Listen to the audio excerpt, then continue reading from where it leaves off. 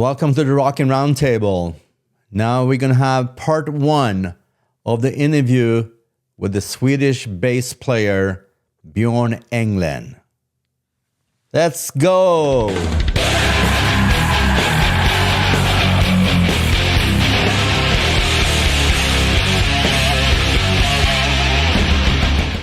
So here he is. Welcome. Hey man, thank you for joining. My pleasure. So how you doing? I'm doing great. It's the time flies and the world's crazy and the music business is crazier than ever. But just living life and working and playing and recording and writing and life is good. That's awesome. Yeah, I know you're one of the hardest working musicians out there, so you always have something on the table, so to speak, working on something all the time, right? I do, and things have been different in the last few years, less tours and all that stuff, and but the writing and the recording and all that stuff is always in the process with my own band, with Soul Sign, and with sessions that I do and things like that for various artists and stuff. So there's always something cooking, Oh, that's good. It's good to stay busy, so to speak, when it comes to being a musician, right? And speaking of your band, Soul Sign, I know. I mean, the first album, your debut album, came out 2011, if I remember correctly. But you have been working on this for quite some time now, and I understand that you have it almost ready to be released, correct? Yeah, the record's done, and we've been speaking to some labels and things like that, and a lot of labels and quite a few of them have been interested. But the nature of the business right now has been, it's weirder and stranger than ever before. It's come to the point where nobody's making any money on recorded music, including the labels. So they don't really have much to offer. A lot of times, it's nice to have a label behind you, but it also boils down to we have to make money somehow. And if a label doesn't want to invest at all, then I'm shooting straight to the point here. In case people are wondering, we're not signed or we haven't put out the record, because if they're not willing to invest, then I'm going to assume that possibly they're going to take the album and put it on the shelf and not do anything with it, and we can't afford to take that chance. So it's been lingering and it's been delayed. We did release one single with a video so far called "Clean Soil." It's been well received, and our motto is no streaming, so it's only on iTunes. For the reason being that people obviously want it for free, but hey, they can see a minute of the video for free, and then there's a link to iTunes. But what people have to do, they have to open it in the iTunes app. So the link doesn't necessarily work because it goes to Apple Music. So you have to basically go into iTunes and search for Soul Sign, Clean Soil, and then people will find the video. I mean, not the video, sorry, the song. The song, to purchase, Yeah, and I did that, and it's a great song. And speaking of the nature of the business, the music business today, so what you see here now on the screen, so you have started Kickstarter just to kind of fund this project, because obviously that you mentioned, there's no money coming in from labels, so you give the option to the fans now to be part of the recording, so you can pay for your musicians, you can pay for mixing and mastering, and obviously producing the actual own manufacturer, I should say, the records, right? So here on this, go ahead. Sorry. The physical product, and also importantly, also the promotion, like finding a good publicist that will get behind and get press and reviews and publicity for the record and for the band. it's one of the most important things. So it all costs money, and so we're going this route. We're gonna see how this goes, and then just take it from there. But Yeah. like I said, No, we I have think this is a great 9 more idea to songs do that. ready. Yeah. Yeah. Sorry to interrupt you there, Bjorn. Okay. But yeah, so we see here on the website now, and there's some information. If I scroll down here, it's going to go there. We can see the reasoning behind this, and like we talked about here. And also, what's interesting here, what I really love about this piece here is that you can join, you can be part of this album, you can be an executive producer, and I'm just trying to open this up here. So a bit of a lag there. So here you can see you can have the reward, right? So you can pledge without anything really, just kind of support and fund the project. And then you can have different pledge offerings here. Well, there are different pledge offerings here. So $30, $50, and you get different things, which is really, really cool. And if I just, obviously you guys can, I'm going to put this link in the description here in the video, but there are a lot of cool stuff here. And from a fan perspective, this is what I like to see. I want to, if I'm going to buy an album, if I'm going to buy merch, this is a better way to do it. I know I have contributed to this to make it happen, so to speak, right? And right. I really enjoy this type of idea you have come up with here for Soul Sign and the new album. And the last one here, the bottom one, $1,000 lifetime tickets, 2 tickets, VIP. That's pretty awesome. Yeah, right. Yeah. I figured, hey, you know what?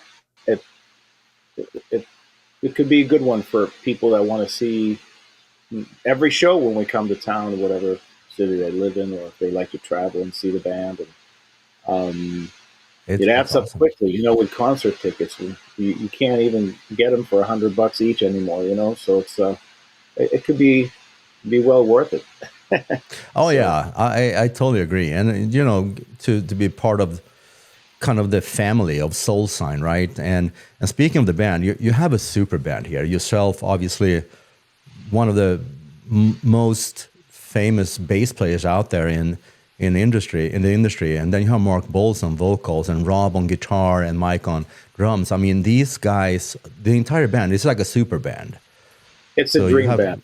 Everybody's such good people, and we all get along and respect each other. And the first time I think I've ever been in a band where I felt like there's a mutual respect. We get in a room together and rehearse. It's and it's really nice to see, where there's admiration, from all angles, and it's really cool, and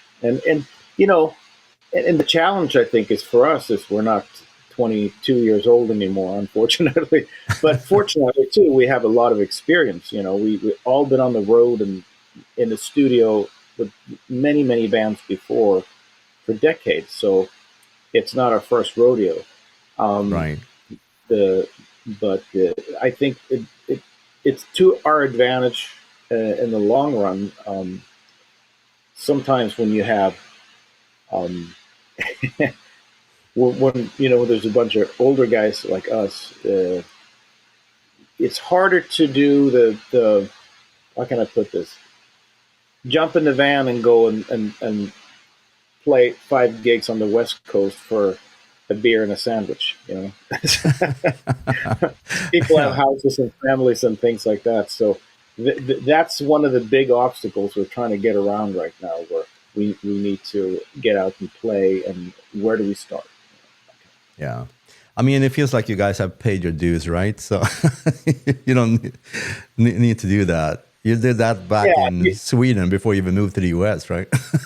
Right, yeah. And you would think, and absolutely. And I think a lot of it is people, when they see the band name, there needs to be an instant recognition, and I think that's where, before, when they hear Soul Sign, they need to be like, okay, we know who those guys are.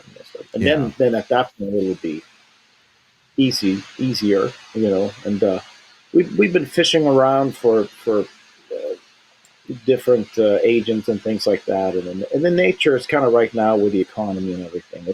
It's been tough in the U.S. It's been tough in Europe with wars and fuel costs and pandemics, and so. Yeah. But we're getting there. One step at a time. Right now, we're just trying to take some baby steps and focusing on getting the songs out and the record and the singles and stuff like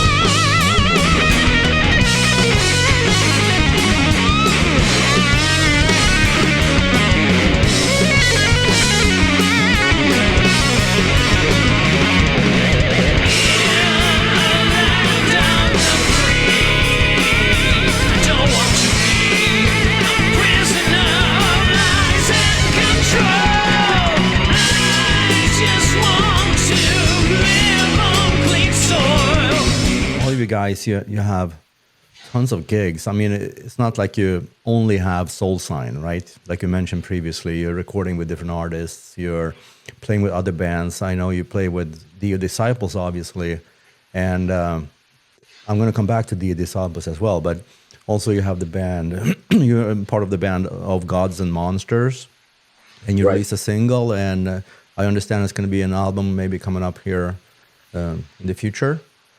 Yeah, we have 3 singles out, and the album's going to be released. That's just the same thing there, really, trying to figure things out with how to release things and labels and things like that. But the album's been done and mastered, and it's ready to go. A really good band, too, with really great players, all good friends, great guys, and really super band as well. So that's a... that band was started by Kevin Gucher, the vocalist, and so he's the lead of that band. But it's been a real joy working with him and all the Ira, the guitar player, and Simon on drums. Yeah, just really cool band.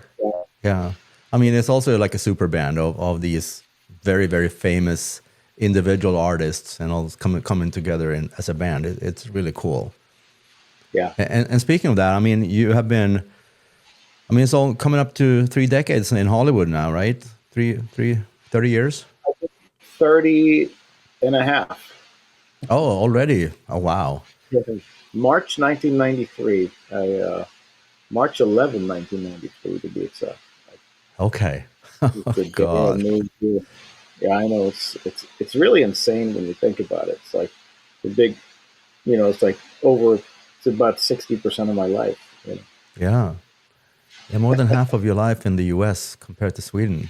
That's crazy. Yeah. I only have 1 decade so far, so I'm way behind you. Yeah. Yeah. Feels like you've been here longer. Anyway. Yeah. And speaking of, I mean, your band, Mark Bowles, I mean, you go way back because you've been there for, in the industry for 30 years. You went to MI in Hollywood.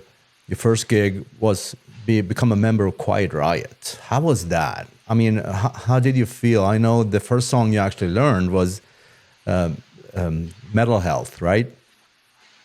Yeah, the ironic thing is Metal Health was released exactly on the day, 10 years before I arrived to the U.S. It's something I came to find out when I was looking. Oh, wow. We all go on Wikipedia and look things up. And it was released on March 11th, 1983. The very first song I learned on bass was Bang Your Head by Quiet Riot. So the first song I learned was like a simple 12-bar blues, just, holding the root note and simple. But the first actual song was Bang Your Head. And about 10, 11 years later, um, I went to audition with Quiet Riot with that song and another song, so 2 songs. But that was the first song, and that was quite interesting. You know what I mean? It's like you at that moment you're thinking like this is nuts. Like, you know, it's the very first song I learned, and it, you know, I this happened many with a lot of bands that I ended up playing with. It was almost like that thing, The Secret, where you see something like. I liked Quiet Riot as a kid, but like for some reason, I numbered my LPs and I put them in racks and stuff like that. But the number one for some reason was Quiet Riot Metal Health. So every Oh, time I went to look at my LPs, that's the first one I saw. And I don't know if that got ingrained or whatever reason. you manifested. Same thing with Yngwie. They were posters on my wall, and it was almost like a manifestation. Because it wasn't Yeah. like I went after these gigs. It's almost like they came to me, sort of, in a very bizarre way. You know? But it's really cool because I remember you told me that when you were young, you said one day I'm going to play with Yngwie, and, and then it happened. Yes, and you know, I think I was probably 14 years old when I remember playing in some of his songs in my bedroom as a kid, and thinking like, "Oh, I'd love to play with him." And then time went by, and I was like, I kind of wasn't thinking so much about that, but in the back of my mind, I was like, I think I'm going to play with him one day. I think I'm the right bass player for him. And then it happened. It was, you know, kind of a Yeah. little bit of a fluke how I got to know one of his band members. We kind of stumbled upon each other on back in the day on MySpace, and then we got to know each other. And then Oh it wow. turns out, like almost immediately after that, not immediately, but uh, they were looking for a bass player, and a couple of years later, I was in the band. So it's just That's so interesting. cool. Yeah. And I know that there's so many people, you know, I don't want to say talking shit about Yngwie, but they don't have had a good experience working with Yngwie. What's your experience? My experience was very good. Um, I don't have any uh, bad memories or any negative things that happened or anything negative to say about him. It was, you know, again, I can't speak for other people, but um, it was really cool. I really enjoyed it, and um, you know, on stage, off stage, he was great. So, Yeah. and people, a lot of times, people ask for any band that I've worked with. They always ask for like, "Well, tell us some crazy stories." You know, there weren't really any crazy stories really from the time with Yngwie because we're all like a sober band, and some people find that boring because they want to hear stories. But it was actually very civilized and kind of nice that way. You get, you know, the bus stays clean. Uh, People play better. You sleep better. Yeah. So True. it was really cool. I really enjoyed it. And while you were in the band, I mean, I know you left on your own. You were not fired. Left the band because of a conflict of another tour you have assigned, you know, committed to. But with Yngwie, I know you played with Ripper and Patrick Johansson. Were they part of the band all the time you were a part of the band? Uh, yes, yes, they were. When I joined the first year, the first couple of shows we played, Ripper had recorded with Yngwie already, but we were doing shows with Yngwie singing some stuff and instrumental stuff. And then, Okay. but Tim had already joined. He'd already started recording with them. So yeah, me and Ripper were in the band at the same time, and pretty much left at the same time too. Uh, Okay. Patrick was in the band years before and a few years after. So he was in for like 13 years, I think. Oh, He okay. holds the record, I think. So the Yeah, longest left Rising Force member, I think. okay. Yeah, that's crazy. And I mean, Yeah. I know Ripper, he also left on his own, right? He was not fired. And he doesn't have a problem with Yngwie either. So he already always spoke well of Yngwie from Mhm. what I've heard. So Yeah. No, it was peaceful. I mean, there's no issues whatsoever. He was always respectful, and he liked the way we played. He liked the way we sang. He never complained really. yeah, It was, people, you know, ask me because they think like, well, isn't he like a perfectionist or whatever? Well, yes and no. I mean, he's got a lot of rock and roll in what he's doing. It's a little bit of that Hendrix where, you know, I mean, he's harder, probably harder on himself than he is on his bandmates. But um, yeah, my impression was that if you if you did your best, you played your best, then he was happy. If you're yeah. And he professional also, and you do your best yeah, to show up on time, that kind of thing. So, right, yeah. And I mean, and he also improvises a lot when he is playing live. So I guess that's kind of and when you say rock and roll and the old school kind of blues yeah, or whatever it is, just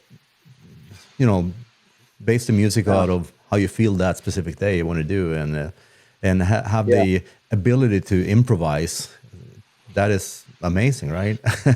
And I yeah. mean, I wish he does. I wish he would improvise more on stage because he's so incredible. At times, um, when whether it was rehearsal or sound check, I mean, he's just.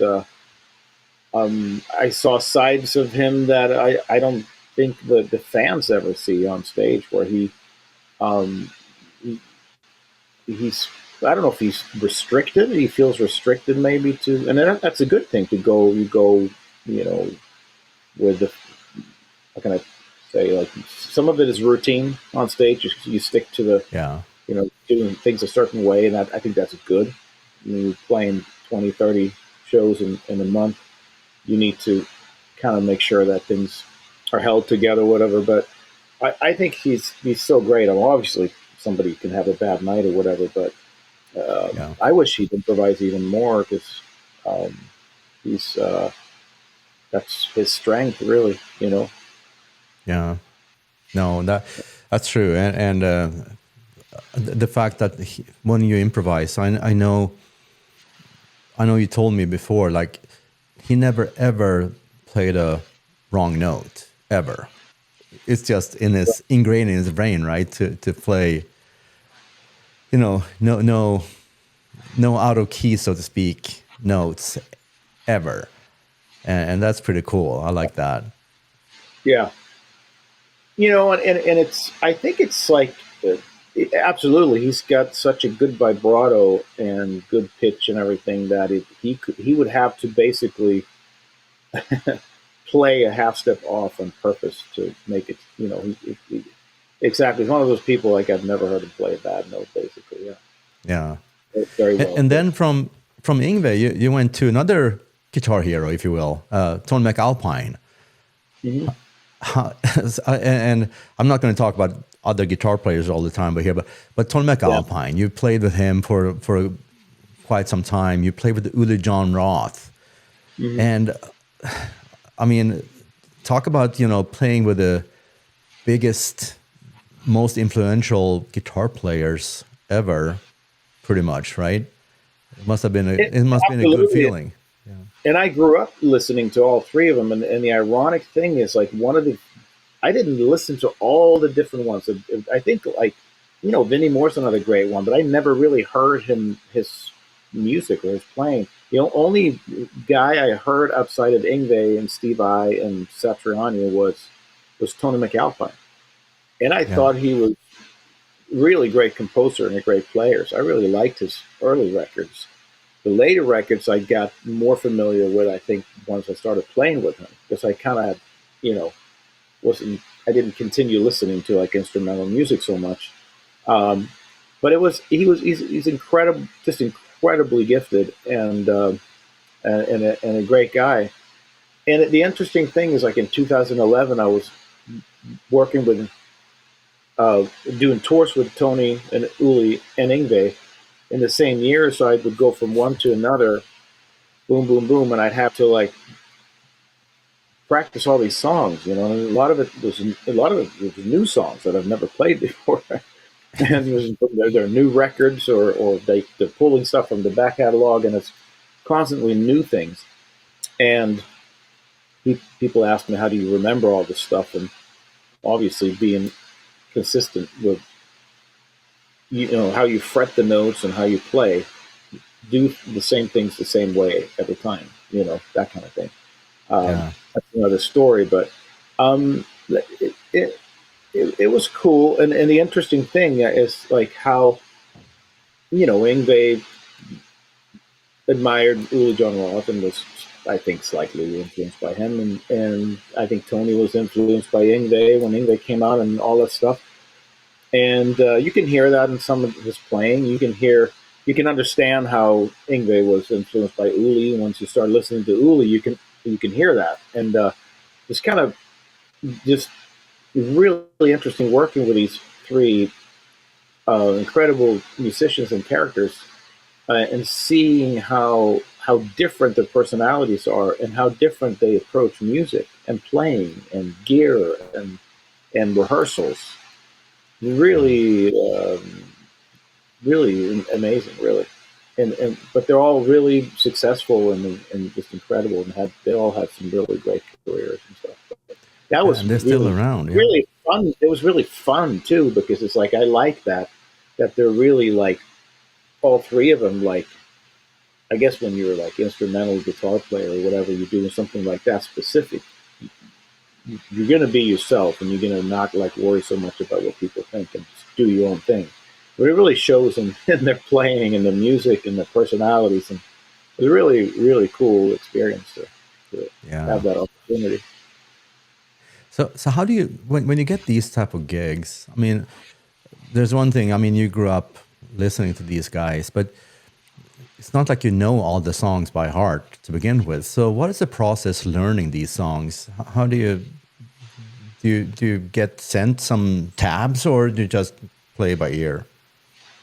It's by ear. Tony would send me stuff. He reads really well, and it's easy for him to chart things out, and certain things, because some of the stuff it was so progressive and so fast, and it kind of needed a couple of times to see what the notes the bass were playing. But I've always played by ear since I was a kid, and I trained my ear really well and played in so many thousands of songs with hundreds of bands through the years that you get better and better at learning songs. It doesn't mean it's easy to learn a really progressive tone of MacAlpine composition, because that could be quite difficult.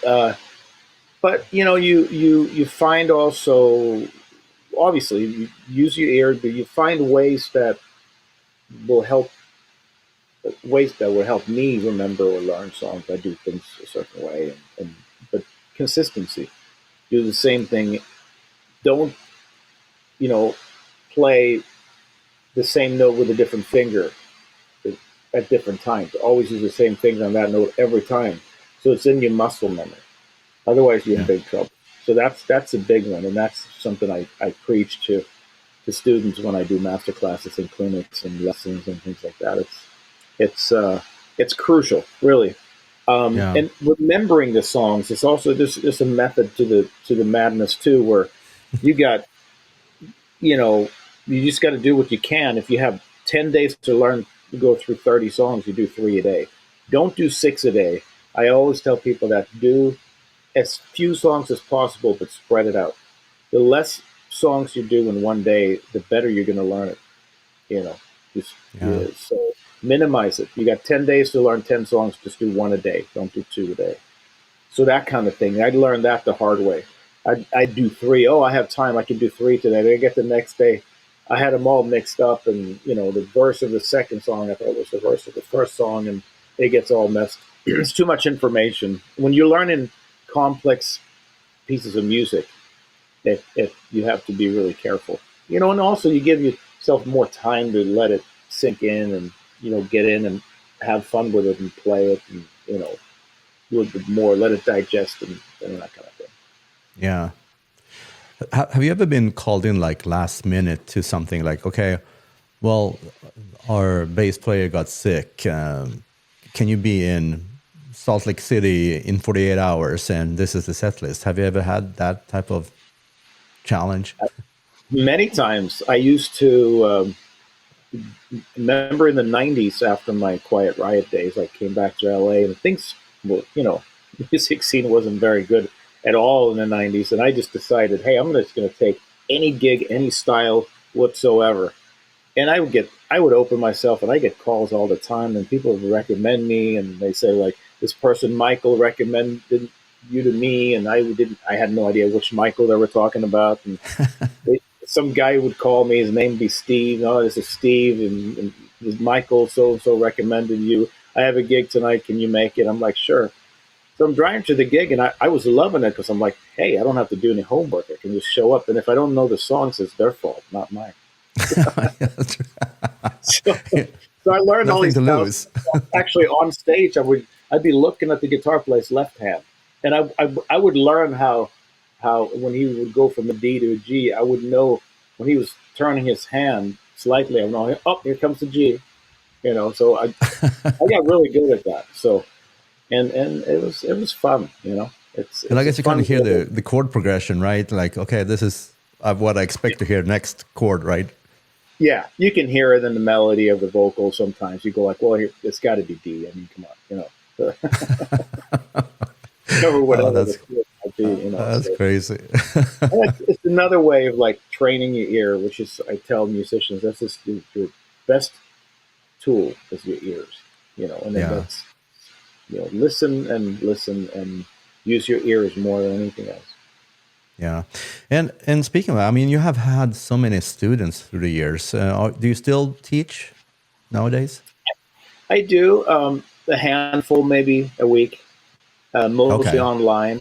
But I do master classes and clinics when I can, and when the time comes and all that stuff. In fact, I'm doing a rock and roll fantasy camp in Los Angeles coming up next week, November 9th through the 12th.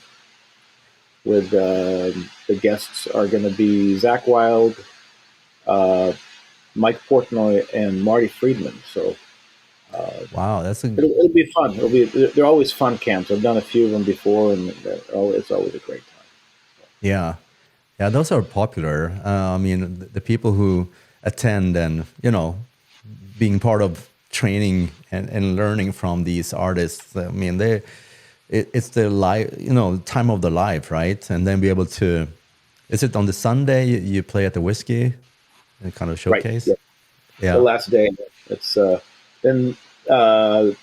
With Zach Wilde, so each band gets to play one song with him, and basically each counselor or teacher is in charge of a band, and typically we usually play in that band. A lot of times, especially maybe being a bass player in this case, where it's a guitar and drum camp. Right. Obviously. Portnoy and then Zach and Marty's going to track guitar players and drummers. So obviously there's a lack of bass players, so I end up playing bass in my band, which is fun. Which I've done most of the time in most of camps, and most counselors end up playing with the students, which is kind of like the little bit of the point too. They want to play with me, rather than me, right. Just coaching. So it's a lot of fun, and it's a great social event, and you make a lot of good friends and new friends. And and I mean, really the people who attend there just to be able to say, well, back in the day, I played on stage with Zach Wilde and Bjorn Englen. That's like a really cool thing to say, right? Yeah, so. And a lot of these people are 40, 50, sometimes 60 years old. Sometimes there's kids there, but a lot of times it's middle-aged people, and they've always dreamt of playing music, and they never really had the opportunity to get in the band and dedicate themselves, and they've always dreamt of doing that, or probably being like, oh my God, can you imagine like if I got to play with Zach Wilde, and then boom, here they are. You know? And it's like a dream come true, you know. So What a great it's really cool to experience. Yeah. watch them. Yeah, to watch the look on their faces when they walk off the stage. It's rewarding. You know? Yeah. No, I can imagine. So let's talk about Dio Disciples. I know you've been part of Dio Disciples since it's over 10 years now, right? Since 2012. Yeah, correct. The first year they had a Rudy Sarzo um, was in the band. It was the same as the Dio band was for a long time. Rudy and Craig Goldie and Simon Wright and Scott Warren. And Rudy decided uh, I think it was maybe hard for him to be on stage and look over and not see Ronnie. You know, Yeah. it was heartbreaking for him, and he wanted to pursue some other things and all that stuff. But it was great. It's really been fun, and they're really great guys. And the funny thing was when I first came to LA, I was studying at the Musicians Institute for a year, and Craig Goldie was holding a music business class. And he would always speak to the class. And this is after I ever spoke to him one-on-one. He would look around, he would talk about something, and then after he's done speaking, he would look around the room, and the last person he looked at was me, and he would always give me this look of like, I know who you are, like. And it was kind of like he always said, I believe in you, and he never heard me play or anything. He was just like, I believe in you, you know. And then years would go by, and I'd run into him at the NAMM show or something like that, and he'd be like, "How you doing?" I just got off the road with Quiet Riot. And he's like, "I knew it," you know. Same thing after I played with Yngwie, and so when they had a chance to get a new bass player, Craig contacted me. Well, it wasn't that simple.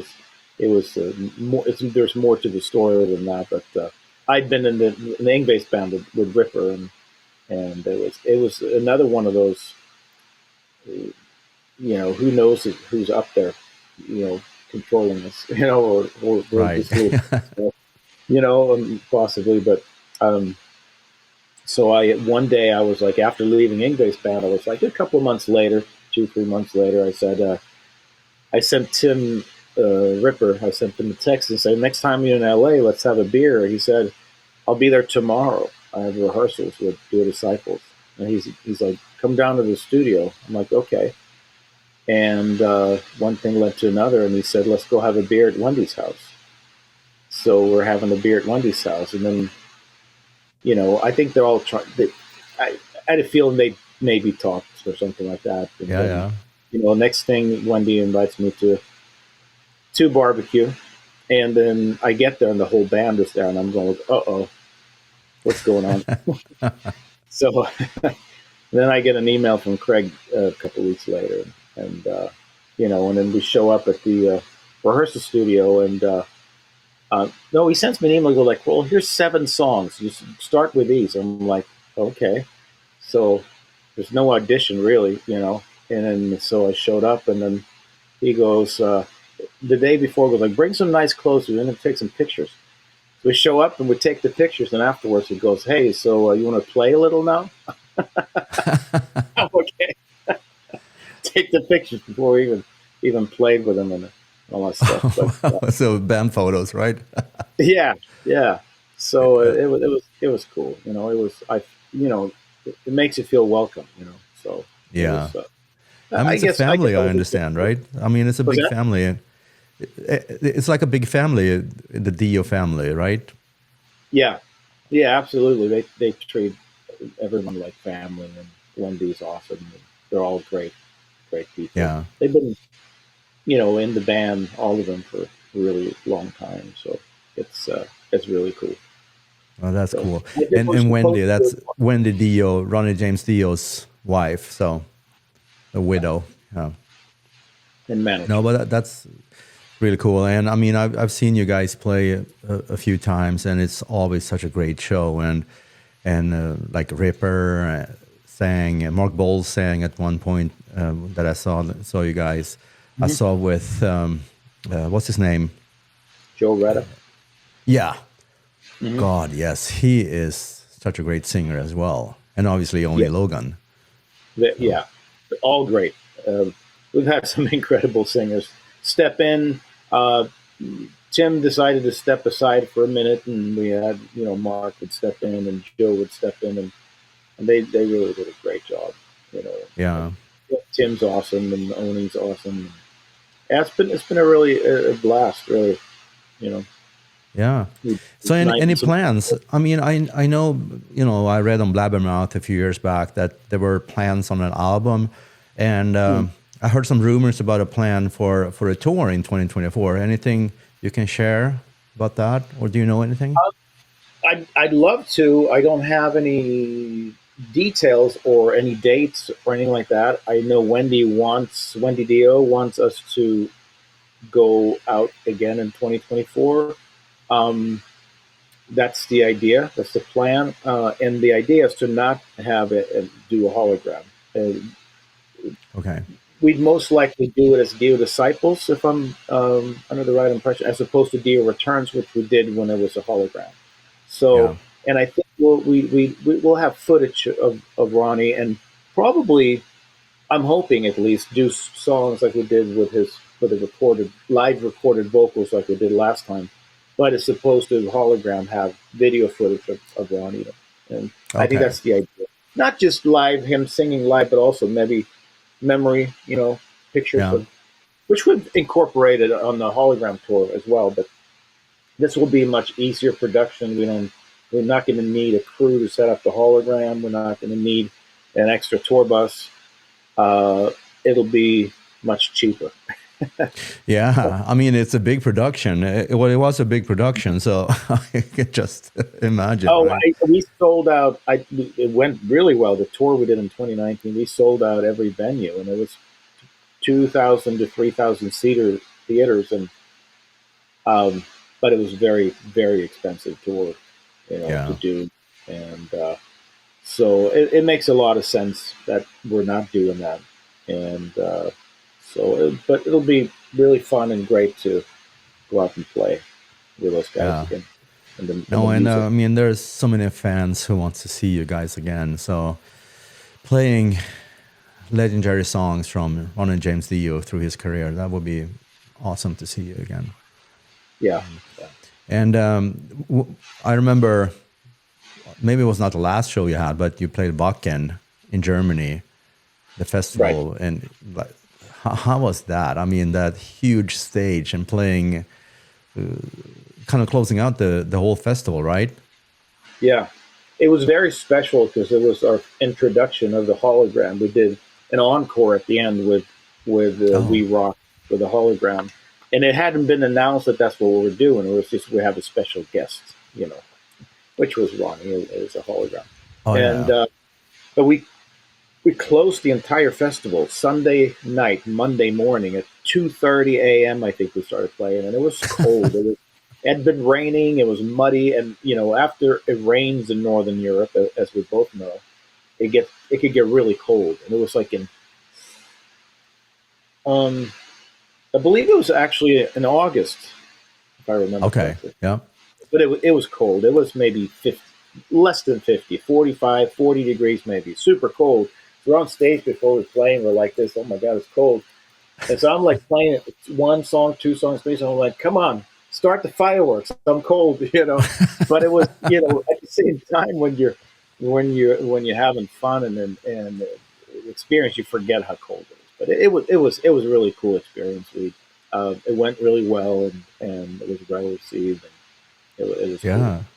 And all the fans. People can see it it's on YouTube.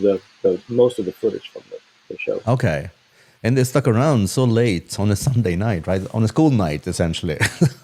Yeah, exactly. Out of the whole festival's 85,000 people, like quite a few stuck around for that show, which was actually we were basically after the supposed headliner, which I don't remember who they were, had ended. They did all the fireworks, and then they would do the speech, and the founder of the festival did the speech and everything, and then we went on.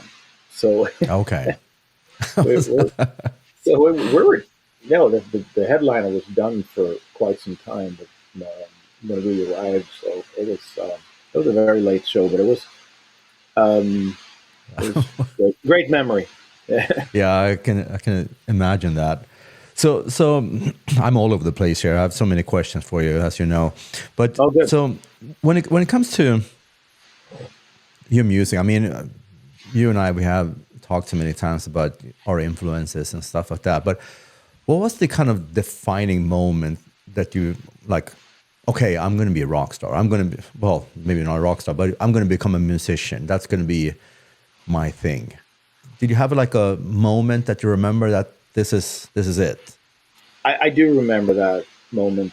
I mean, I started playing when I was 13. I started playing the bass right away. Didn't play guitar first, which I'm really happy about because I play a lot of like a guitar player on the bass for necessary reasons because I played in a lot of power trios and I like to play bass like that, like the old bass players, like Jack Bruce and John Entwistle and all those guys. But my moment when I was like, well, this is what I'm going to do. I remember being 15 years old. And I used to take the bus into the boonies to a little town to rehearse with these guys that were about 3 years older than me, which was great. I was in a lot of bands when I was younger with older guys, and obviously they had years on me where, you know, they were more advanced. So I had to like practice to keep up with them, and it was great. And I remember one night I was coming home late with it, probably last bus, which when you're 15, I was probably close to midnight, 11 or 12, and it was very quiet, and I got off the bus at the highway, and I was walking up this bicycle path up to my parents' house, and I put the it was a hard case. It wasn't gig bags. I mean, the gig bags weren't that common yet. This was 1986. They were barely around yet. Most people would carry around these hard cases. I put the hard case, I strapped somehow, was able to strap the hard case on my back, and I put the bass on, and I was walking up this bicycle path in the middle of the night, and I was playing the bass, and I was closing my eyes, and I was dreaming about playing all these big stages and everything, and it was just that moment. I was just like, this is it. And then I opened my eyes, and my dad's like, 20 feet in front of me. And he goes like, "Hey, are you okay?" And it was interesting because my parents really, back then it was so safe in Sweden, and they never worried. I mean, that never really happened before. Yeah. Maybe if I was 11, they would have been worried. But I was 15, and I was like surprised. I'm like, you know, this. I guess he knew when the bus was coming, but I was taking some time, and he was probably wondering like, why is it taking so long? But I was walking really like snail speed up this bicycle path, playing the bass, closing my eyes, looking up at the stars, and then just dreaming about what I'm doing now. And it's another another manifestation, I suppose. Yeah, exactly. That's that's what I was thinking. You kind of you set your path when you were a young boy, and like this is what I'm gonna do, and Yeah. obviously you had support from family and from school and stuff like that. And I know your Mhm. mentor Micke as well helped you on He the was way, great. right? There Yeah. weren't like a lot of. I can be honest with you. There weren't a lot of supporters. There was a lot of jealous people. My family just didn't understand it. I don't come from a musical family. It's like of musicians, so there was not much support in that sense. Um, Maybe later, way later, when they realized that you know. But Mickey was great. He was wonderful ever since I was a kid. He was my music teacher. I was 9 years old, and Oh, he was a substitute music teacher at the elementary school I was going to, and everybody loved him, and he was cool, and it was like modern, as opposed to like some of these I don't know old back in the day old fashioned music teachers, where you know yeah. no, you can't play electric guitar, you must play the flute. But no, so he was really wonderful. But no, my parents and my family didn't quite. understand what I was doing and more worried about like, oh, you're not going to go to university and like, what are you doing? Like, you're going to, and then my mom was like, that's cool. You're going to go to school in Los Angeles. That's cool. Because he was like, that's good. He's going to school. I just flew over here and I was just going to sleep on a buddy's couch and, try to get in the band. She wouldn't be as happy. But that's cool. He's going to go to school. And then I stayed here and it took a little while before I was in Quiet Riot. It took me like another 6 months or so to a year. And then one of my dad's coworkers was asking my dad, like, what's Bjorn doing now? And he goes like, he's in some band, like well, what's the band called? Is it Quiet Riot or something? Like, she's like, what? He's like, yeah, I don't know. It's just some bands in the LA band or Quiet Riot. He was like, didn't you say Quiet Riot? My son, that's got posters of them all over his walls, and and my dad's like, really, they're famous? She's like, oh my god, yeah, they had a #1 hit on Billboard. Yep. And that's when he was like, oh shit. So him and my mom went to the local record store and looked up the records and see who the band was and stuff. And but it turned out this coworker of my dad's, her son was actually ended up being the pretty successful guitar player in the band called The Ark, which was a pretty successful band that came out of Sweden, had many hits, stuff like that. Yeah. So, oh wow. Another interesting story. Like sometimes that's what it takes to get your parents to understand what you're doing. That's okay. Oh yeah. That's so interesting. Yeah, but you can't, like, not all people are metalheads, right? Like you and I. Right. And even though all these, we had some, I actually didn't have that many records compared to most of my friends, but enough to where my dad probably knew Iron Maiden or Dio because the posters would be on my wall. But Quiet Riot was probably like, probably didn't really pay attention, Yeah.